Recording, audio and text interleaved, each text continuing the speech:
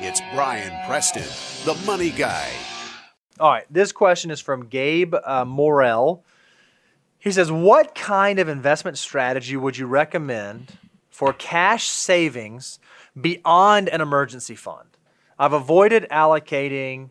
What kind of investment would you recommend for cash beyond emergency fund? This would go towards larger life purchases, such as a car, a wedding, house upgrades, etc. So I've got my emergency fund, my 3 to 6 months.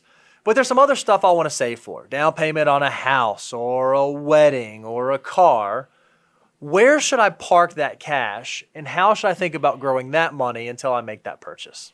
I mean, if the money is needed within 3 to 5, less than 3 to 5 years, it's going to be boring. It's going to be a high yield savings account. Yep. I mean, I hate to say it. I mean, because we all are the anemic interest rates that we're all making on our savings, but I can tell you guys, it's important to have that liquidity. Sure. I mean, because opportunities will also come about. I mean, I get picked on because I keep a little extra cash. Why are you looking at me like I'm the one that picks on you? You pick on me. But then notice when we've had opportunities that pop up on big life decisions. Cash has been helpful. Man, it is just, I feel like a little mini Warren Buffett, because if you have enough liquidity, it doesn't mean that you hoard enough cash that you're jeopardizing how much you're saving for long-term success. Yep. That 25% or greater. But there is nothing wrong with keeping some liquidity to be powder money for striking when opportunities are awesome.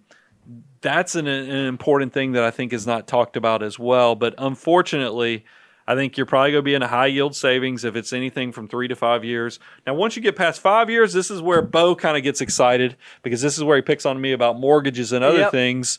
Put that money to work. That's it. I have people ask all the time, hey, I want to save for a new car, but I don't know when I'm going to need it. I love my car, but I don't know if I'm going to replace it in 3 years or 4 years or 5 years.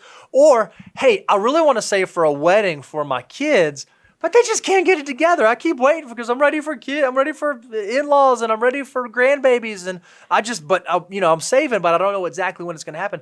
We love, when it comes to building for longer intermediate term goals like that, there's nothing wrong with a very conservative dollar cost averaging strategy to do that. One of the things we'll talk about is, just like we recommend target retirement funds, you don't have to call them target retirement funds. You can call them target date funds, meaning if you think that you might have something that's going to happen in the next 10 years, there's nothing wrong with dollar cost averaging into a target date fund that's 10 years out. Even though it doesn't tie to your retirement, it might tie to when that specific money might be needed. We see grandparents do this all the time for grandchildren. They'll pick a target index fund that targets age 18 for the kids, not retirement, because it allows it to be more intermediate term money. There's nothing wrong with doing that, but I agree wholeheartedly with Brian. If there's something inside the next 3 to 5 years, cash, as painful as it is in this moment, is king, and it's something that you got to do.